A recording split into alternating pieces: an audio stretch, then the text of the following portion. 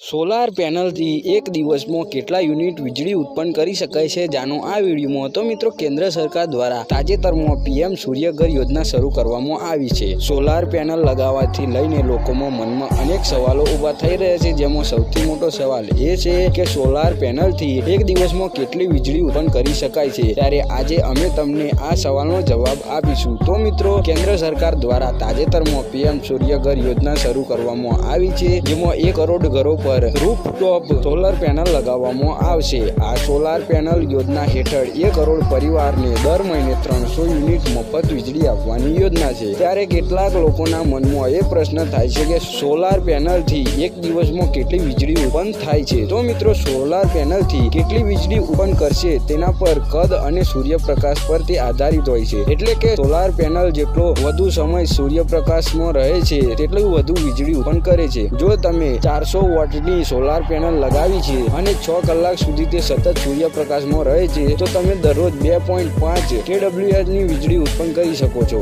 જે લગભગ 2 યુનિટથી વધુ હોય છે। તેનો અર્થ એ થાય છે કે તમે દરરોજ 2 યુનિટ વીજળી ઉત્પન્ન કરી શકો છો, એટલે કે એક મહિનામાં 60 યુનિટ વીજળીનું ઉત્પન્ન કરી શકાય છે। જો તમે 1 કિલોવોટની સોલાર પેનલ લગાવો છો તો તમે દર મહિને લગભગ 150 યુનિટ એટલે કે 150 યુનિટ વીજળી ઉત્પન્ન કરી શકો છો, એટલે કે દરરોજ લગભગ 5 યુનિટ વીજળી ઉત્પન્ન થશે। તો આ હતો મિત્રો